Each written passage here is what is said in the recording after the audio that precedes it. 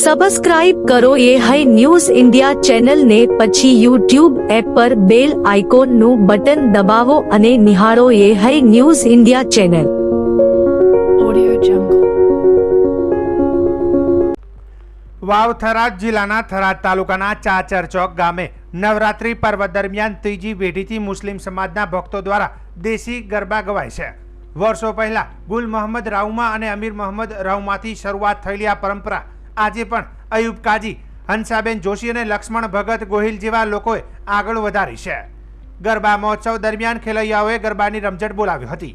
આ પ્રસંગે પૂર્વ ધારાસભ્ય ગુલાબસિંહ રાજપૂત, રાજપૂત સમાજના પ્રમુખ ડીડી રાજપૂત, પૂર્વ નગરપાલિકાના પ્રમુખ પથુસિંહ રાજપૂત, વિક્રમસિંહ રાજપૂત, શ્રીરામ સેવા સમિતિના પ્રમુખ જગદીશસિંહ પરમાર તેમજ અન્ય અગ્રણીઓ મોટી સંખ્યામાં હાજર રહ્યા હતા. કાર્યક્રમમાં શસ્ત્ર પૂજનનું પણ આયોજન કરવામાં આવ્યું હતું.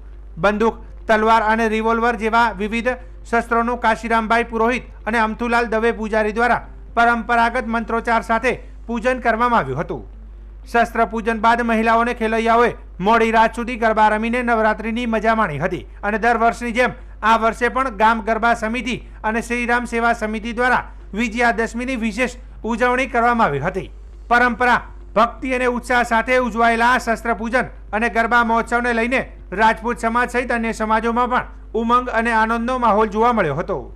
આજે ચાચર ચોકમાં મા અંબાના 9 દિવસના નોરતા પછી આજે દશેરાના દિવસે સમગ્ર થરાદના સૌ આગેવાનો દ્વારા અહીંયા શસ્ત્ર પૂજન કરવામાં આવ્યું છે. છેલ્લા 61 વર્ષથી અહીંયા ગામ ગરબો થાય છે અને સાથે સાથે શસ્ત્ર પૂજન પણ થઈ રહ્યું છે. આજે અસત્ય પર સત્યનો દિવસ છે, અસુર શક્તિનો નાશનો દિવસ છે અને ગમે તેવા મોટા અભિમાની હોય એનું પણ અભિમાન ઉતરી જાય એવો આજનો દિવસ છે.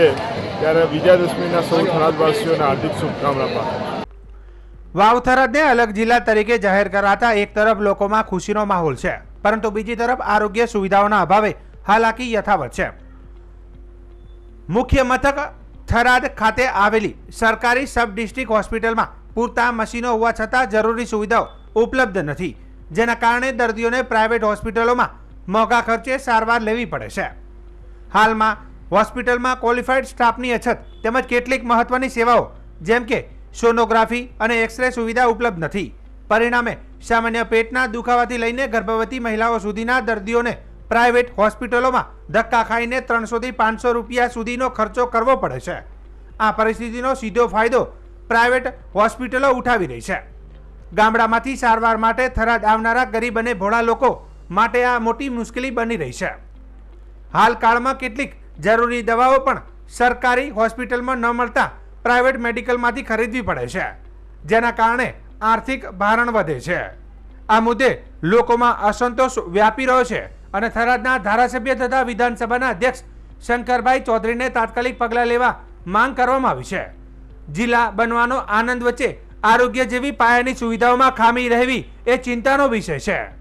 સ્થાનિક જનતાનું કહેવું છે કે હવે સરકારને તાત્કાલિક ધોરણે થરાદની રેફરલ હોસ્પિટલમાં સોનોગ્રાફી, એક્સરે સહિતની તમામ સુવિધાઓ કાર્યરત કરવાની સાથે પૂરતો તબીબી સ્ટાફ મૂકવો જોઈએ, જેથી ગરીબ લોકોની હાલાકી દૂર થાય અને નવી બનેલી જિલ્લા મુખ્યાલયની હોસ્પિટલ લોકો માટે આશીર્વાદરૂપ સાબિત થાય.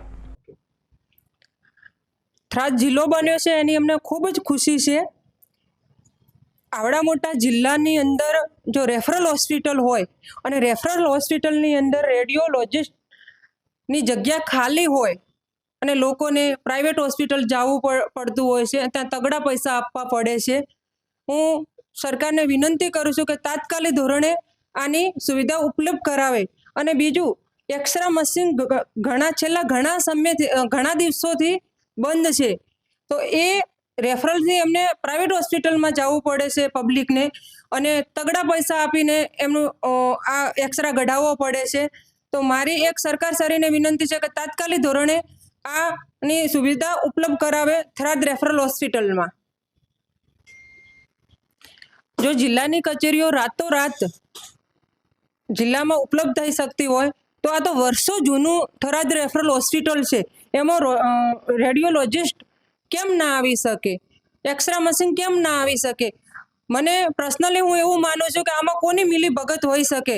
સરકારની આમાં આંખ બંધ છે કે તાત્કાલિક ધોરણે આવી નાની મોટી જો ઉપલબ્ધિ ના કરાવી શકતું હોય તો ચોખ્ખું જ દેખાય છે કે આમાં ખરેખર મને સરકારની આંખ બંધ લાગે છે. અત્યારે સરકારી હોસ્પિટલ થરાદ ખાતે આપણે તમામ તજજ્ઞ ડૉક્ટરોની સેવાઓ ઉપલબ્ધ થઈ રહી છે, પણ એની સાથે સાથે અત્યારે રેડિયોલોજિસ્ટની જગ્યા ખાલી હોવાથી સોનોગ્રાફીનો જે કેસો જે છે એ ડિલિવરીના કેસો ગાયનેકોલોજિસ્ટ દ્વારા જોવામાં આવે છે, પણ અન્ય જે સોનોગ્રાફી છે આ રેડિયોલોજિસ્ટ હાજર ન હોવાથી બહાર કરાવવાની અમુક ટાઈમે જરૂર પડતી હોય છે. એક્સરેનું મશીન સતત સારી સેવા આપી રહ્યો હતો. છેલ્લા મહિનામાં પણ 1000 જેવા એક્સરે હતા, એને પહેલાં 2000 જેવા એક્સરે હતા.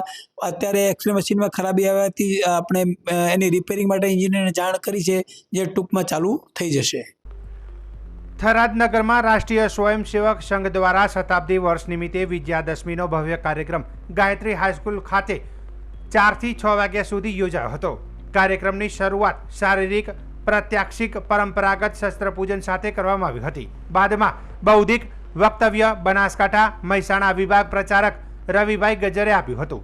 તેમણે સંઘના ઉદ્દેશો વિશે પ્રકાશ પાડતા સમાજમાં પરિવર્તન માટેના પંચ પરિવર્તન વિશે સમજ આપી હતી. તેમાં કુટુંબ પ્રબોધન, પર્યાવરણ સંરક્ષણ, સામાજિક સમરસતા, નાગરિક શિષ્ટાચાર અને સ્વદેશી જેવા મહત્વપૂર્ણ મુદ્દાઓ પર રસપ્રદ ઉદાહરણો સાથે ચર્ચા કરી હતી. અતિથિ વિશેષ તરીકે કાર્યક્રમમાં હાજર રહેલી શ્રીમતી કાશ્મીરાબેન એસ ઠાકર, બાળ વિકાસ અધિકારી, સંયુક્ત બાળ વિકાસ સેવા યોજના થરાદે બાળકોના સ્વાસ્થ્ય, પોષણ અને સંસ્કારની મહત્વતાને ઉજાગર કરી હતી. આ વિજયાદશમીના કાર્યક્રમમાં ગણવેશ ધારણ કરેલા સંઘના સ્વયંસેવકો મોટી સંખ્યામાં જોડાયા હતા. તે ઉપરાંત નગરના સજ્જનો, માતાઓ તથા બહેનો ઉપસ્થિત રહી કાર્યક્રમને સફળ બનાવ્યો હતો. આ રીતે થરાદ નગરમાં રાષ્ટ્રીય સ્વયંસેવક સંઘનો શતાબ્દી વર્ષ નિમિત્તે યોજાયેલો વિજયાદશમી ઉત્સવ સમાજમાં સંસ્કાર, એકતા અને રાષ્ટ્રીય ચેતનાનો પ્રેરણાસ્થાન બની રહેશે. ઓક્ટોબરના રોજ ગાયત્રી વિદ્યાલયના પટાંગણમાં મારા રાષ્ટ્રીય સ્વયંસેવક સંઘ દ્વારા શતાબ્દી વર્ષ નિમિત્તે વિજયાદશમી ઉત્સવનું આયોજન કરવામાં આવ્યું. તેમાં મારા વિભાગના રવિભાઈ ગજ્જર પ્રચારકજી દ્વારા જે સંઘનું ધ્યેય અને સમાજમાં જે પરિવર્તનને લઈને આ શતાબ્દી વર્ષે જે કામ કરવાનું છે એને લઈને એમણે બહુ સરસ સમાજને વાતો કરી. સમાજ બાકીના હવે પછીના કાર્યક્રમો થવાના છે એમાં પણ વિશેષ રૂપે જોડાય એના માટેનું સમાજને આહ્વાન કર્યું. સમાજનો સહયોગ બાકીના હવે પછીના શતાબ્દી વર્ષના કાર્યક્રમોમાં મળતો રહે એના માટેની પોતે અપીલ કરી અને સમાજ એમાં જોડાશે જ એવી અમને આશા અને અપેક્ષા છે. બનાસકાંઠા જિલ્લાના અમીરગઢ તાલુકા જુનીરો ગામ બનાસ નદીમાં યુવક ડૂબી જવાના બનાવથી વિસ્તારમાં ચકચાર મચી છે. મળતી માહિતી મુજબ નવરાત્રી દરમિયાન મોડી રાત્રે યુવક નદીમાં ઉતરતા તે પાણીના પ્રવાહમાં તણાઈ ગયો હોવાની આશંકા વ્યક્ત કરાઈ રહી છે. ઘટનાની જાણ થતાં સ્થાનિક તરવૈયાઓ તાત્કાલિક સ્થળ પર દોડી આવ્યા હતા અને શોધખોળ શરૂ કરી હતી. સાથે સાથે પોલીસે પણ સ્થળ પર પહોંચી કાર્યવાહી હાથ ધરી હતી. બનાવની જાણ થતાં ગામ અને આસપાસના વિસ્તારોમાં ફેલાતા લોકોના ટોળે ટોળા ઘટના સ્થળે ઉમટી પડ્યા હતા. વહેલી સવારથી સ્થાનિક તરવૈયાઓ અને તંત્ર દ્વારા યુવકની શોધખોળ કામગીરી સતત ચાલી રહી છે, પરંતુ હાલ સુધીમાં યુવકનો કોઈ પત્તો લાગ્યો નથી. ગુજરાત ભાજપના નવા પ્રદેશ પ્રમુખ તરીકે જગદીશ વિશ્વકર્માની તાજપોશી હવે લગભગ નિશ્ચિત થઈ ગઈ છે. આજે સવારે 10 વાગ્યાથી બપોરે 2 વાગ્યા સુધી ઉમેદવારી ફોર્મ ભરવાની પ્રક્રિયા યોજાઈ હતી. ભાજપ સંગઠનના નિયમ મુજબ સમય મર્યાદા પૂર્ણ થતા સ્પષ્ટ થયું કે માત્ર જગદીશ વિશ્વકર્માએ જ ઉમેદવારી ફોર્મ ભર્યું હતું. અન્ય કોઈ ઉમેદવારનું નામ આગળ ન આવતા વિશ્વકર્મા આગામી પ્રદેશ પ્રમુખ બનશે તે નિશ્ચિત બની ગયું છે. ભાજપ સંગઠન તરફથી આવતીકાલે તેમની વિધિવત તાજપોશી કરવામાં આવશે. જગદીશ વિશ્વકર્મા લાંબા સમયથી ભાજપના સંગઠનના જીવનમાં સક્રિય રહ્યા છે. તેઓ પક્ષના વિવિધ પદો પર રહીને કાર્ય કર્યું છે અને હવે રાજ્ય સંગઠનની કમાન સંભાળશે. રાજકીય વર્તુળોમાં વિકાસને અત્યંત મહત્વપૂર્ણ માનવામાં આવી રહ્યો છે, કારણ કે આવનારી 2027ની ગુજરાત વિધાનસભાની ચૂંટણીના પૂર્વ સંકેતો રૂપે આ નિયુક્તિને જોવામાં આવી રહી છે. હવે આવતીકાલે એટલે કે 4 ઓક્ટોબરે સવારે 10 વાગે પ્રદેશ પ્રમુખ સમિતિ દ્વારા ભાજપના નવા પ્રદેશ અધ્યક્ષના નામની સત્તાવાર જાહેરાત તેમજ પદ ગ્રહણ સમારોહ કમલમ ખાતે યોજાશે. આ કાર્યક્રમમાં સાંસદ તેમજ કેન્દ્રીય ચૂંટણી ઇન્ચાર્જ કે લક્ષ્મણ, ગુજરાત પ્રદેશ પ્રભારી ભૂપેન્દ્ર યાદવ, પ્રદેશ અધ્યક્ષ CR પાટીલ, મુખ્યમંત્રી ભૂપેન્દ્ર પટેલ અને સંગઠન મહામંત્રી રત્નાકરજી ઉપસ્થિત રહેશે. 4 ઓક્ટોબરની સવારે 10 વાગે સત્તાવાર રીતે જાહેરાત કરવામાં આવશે। આ પહેલા ઠક્કર બાપા નગર ખાતે આવેલી વિક્રમ પાર્ક સોસાયટી ખાતે તેમના નિવાસ સ્થાનેથી સવારે 8:30 વાગે મોટી સંખ્યામાં કાર્યકર્તાઓ સાથે રેલી સ્વરૂપે તેઓ ગાંધીનગર જવા નીકળશે। અમદાવાદના તમામ ધારાસભ્યો, સાંસદો અને નિકોલ વિધાનસભાના કાર્યકર્તાઓ સાથે તેઓ ગાંધીનગર જશે। ગાંધીનગરના ભાટ નજીકથી અમદાવાદ શહેરના કાર્યકર્તાઓ તેમની સાથે રેલીમાં જોડાશે। હવામાન વિભાગની આગાહી। સૌરાષ્ટ્ર અને કચ્છમાં ગાજવીજ, વેરાવળ અને ભરૂચમાં મોન્સૂન વિડ્રોઅલ લાઇન પહોંચતા વરસાદની વિદાય। હવામાન વિભાગ દ્વારા આગામી દિવસ માટે કેટલાક ભાગોમાં હળવાથી મધ્યમ વરસાદની આગાહી કરવામાં આવી છે। સાથે જ સૌરાષ્ટ્ર અને કચ્છમાં વીજળીના કડાકા ભડાકા રહેશે તેવી શક્યતા છે। અરબી સમુદ્રમાં સિસ્ટમ સક્રિય થતા હળવા વરસાદની સંભાવના છે। હવામાન વિભાગના ડાયરેક્ટર ડોક્ટર A.K. દાસના જણાવ્યા અનુસાર માછીમારોને આગામી 5 દિવસ દરિયો ન ખેડવાની સૂચના આપવામાં આવી છે, કારણ કે દરિયાકાંઠે 40 થી 50 કિલોમીટરની ઝડપે પવન ફૂંકાશે। આગામી 24 કલાક વેરાવળ અને અન્ય બંદરો પર 3 નંબરનું સિગ્નલ લાગુ કરવામાં આવ્યું છે અને દક્ષિણના દરિયાકાંઠે DC1 સિગ્નલ લગાવવામાં આવ્યું છે। અરબ સાગરમાં ડીપ ડિપ્રેશન સક્રિય થયું છે, જ્યારે આગામી 3 કલાકમાં આ ડીપ ડિપ્રેશન ચક્રવાતમાં ફેરવાશે। આગામી 24 કલાકમાં અરબ સાગરની સિસ્ટમ સિવિયર સાયક્લોનિક સ્ટ્રોમમાં પરિવર્તન થશે, જેથી ગુજરાતના પશ્ચિમ ભાગમાં વરસાદી માહોલ રહેવાની શક્યતા છે। ઓરિસ્સા પાસે ડિપ્રેશન સક્રિય થતાં રાજ્યમાં હળવા વરસાદની આગાહી કરવામાં આવી છે। વેરાવળ અને ભરૂચ પાસે મોન્સૂન વિડ્રોઅલ લાઇન પહોંચી છે, જેથી ત્યાંથી પણ વરસાદની વિદાય થશે। આજે અમદાવાદમાં વાદળ સાથે હળવા વરસાદની આગાહી પણ કરવામાં આવી છે। सर क्या रहेगा वेदर फोरकास्ट? आज का जो फोरकास्ट है 3 अक्टूबर से लेकर 9 अक्टूबर तक हल्का से मध्यम बरसात का संभावना रहेगा गुजरात रीजन और जो सौराष्ट्र कच्छ रीजन दोनों क्षेत्रों में ही। और जो थंडरस्टॉर्म वार्निंग सौराष्ट्र कच्छ के लिए दिया गया है, सौराष्ट्र कच्छ की जो डिस्ट्रिक्ट है इसमें thunderstorm with lightning wind speed 30 to 40 kilometre प्रति घंटा में रहने का पूर्वानुमान है।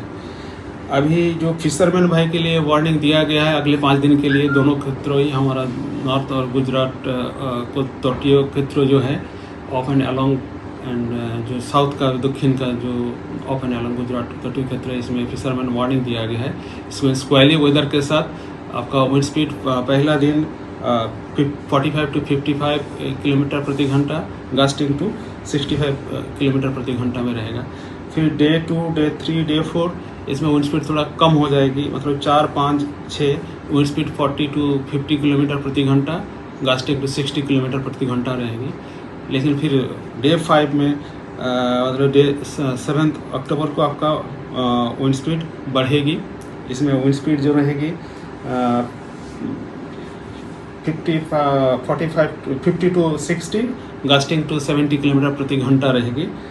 इसमें साउथ का जो एक्चुअली बीरावल टू और जो उसका नॉर्दर्न पार्ट है इसके लिए है 50 to 60, गास्टिंग टू 70 किलोमीटर प्रति घंटा। और बाकी जो रिमेनिंग पार्ट है दक्षिण जो तटीय क्षेत्र है इसके लिए wind speed 45 to 55, gusting to 65 kilometre प्रति घंटा विंड स्पीड के साथ फिशरमैन भाई के लिए वार्निंग दिया गया है। और जो पोर्ट वार्निंग आज रेज किया है वीरावल और उसका जो नॉर्दर्न पार्ट है तटीय क्षेत्र है जो पोर्ट है इसके लिए LCS 3 सिग्नल होस्ट किया गया है। और जो रिमेनिंग पार्ट है दक्षिण गुजरात की तटीय क्षेत्र की जो पोर्ट एरिया है इसके लिए DC1 सिग्नल होस्ट किया गया है। और अभी जो कोस्टल बुलेटिन है इसमें जो उत्तर गुजरात की तटीय क्षेत्र है स्क्वेली वेदर के साथ 25 to 30, गस्टिंग टू 40 नॉर्थ का विंड स्पीड रहेगा। विंड्स का दिशा जो रहेगा साउथ ईस्टर्ली टू साउदर्ली। और साउथ में स्क्वेली वेदर के साथ 20 to 25, गस्टिंग टू 35 नॉट रहेगा। इसका विंड का जो दिशा है साउथ से साउदर्ली टू वेस्टर्ली डायरेक्शन में रहेगा। अहमदाबाद के लिए जो पूर्वानुमान है इसमें जनरली क्लाउडी स्काई रहेगा और जो light rain very likely with thunder shower के साथ। अभी जो सिनोप्टिक सिचुएशन इम्पोर्टेंट है हमारे लिए, एक डीप डिप्रेशन अभी नॉर्थ ईस्ट अरेबियन सी के ऊपर परसिस्ट कर रहा है। इसका मूवमेंट जो है नॉर्थ वेस्टवर्ड है। इसका जो पोजीशन है अभी लैटिट्यूड है 21.5 डिग्री नॉर्थ और लॉन्गिट्यूड है 67.0 डिग्री ईस्ट, जो कि पोरबंदर से वेस्ट वार्ड डायरेक्शन में 20 to 80 किलोमीटर वेस्ट में है। इसका जो मूवमेंट है वेस्ट नॉर्थ वेस्ट वार्ड रहेगा and further it will intensify into cyclonic storm during the next 3 hour. इसके बाद thereafter it will likely to move nearly westward, then west south westward and intensify further into severe cyclonic storm during the next 24 hour. अभी हमारा जो और एक system है जो उड़ीसा के पास है, डिप्रेशन ओवर इंटीरियर उड़ीसा, इसका जो मूवमेंट है नॉर्थ वेस्ट वार्ड डायरेक्शन में रहेगा और movement north west ward direction में है। इसका जो पोजीशन है 20.7 नॉर्थ 83.7 डिग्री ईस्ट। पहले ये नॉर्थ वेस्ट वार्ड डायरेक्शन में इसका मूवमेंट रहेगा across Orissa, interior Orissa, then northwards, then we can gradually into well marked low pressure area. अभी जो लाइन ऑफ विड्रॉल अभी पास कर रहा है हमारा सेम है, वीराबोल और भरूच से पास कर रहा है। નવીન વાવ થરાદ જિલ્લાના વાવ તાલુકાના ચાદરવા ગામમાં થયેલા ભારે વરસાદ અને પૂરના કારણે થયેલી કુદરતી આફતથી ગામમાં મોટું નુકસાન થયું છે। આ મુદ્દે આજે વાવ તાલુકા પંચાયત ખાતે તાલુકા વિકાસ અધિકારી સમક્ષ ગ્રામજનો દ્વારા આવેદનપત્ર સાથે રજૂઆત કરવામાં આવી હતી। આવેદનપત્રમાં જણાવ્યા મુજબ ચાંદરવા ગામે તાજેતરના ભારે પવન, વરસાદ તથા પૂરના કારણે રહેણાંક મકાનો, પશુઓ તેમજ ઘાસચારા સહિતને મોટું નુકસાન થયું છે। ગ્રામજનોએ ફરીથી રીસર્વે કરીને નુકસાનગ્રસ્ત પરિવારોને તાત્કાલિક ગેસ સ્ટોલ અને ઘરવકરી રૂપે સહાય ચૂકવવાની માંગ કરી છે। રજૂઆત દરમિયાન ગામના અનેક આગેવાનો તથા ગ્રામજનો ઉપસ્થિત રહીને તંત્રને તાત્કાલિક પગલાં લેવાની વિનંતી કરી હતી।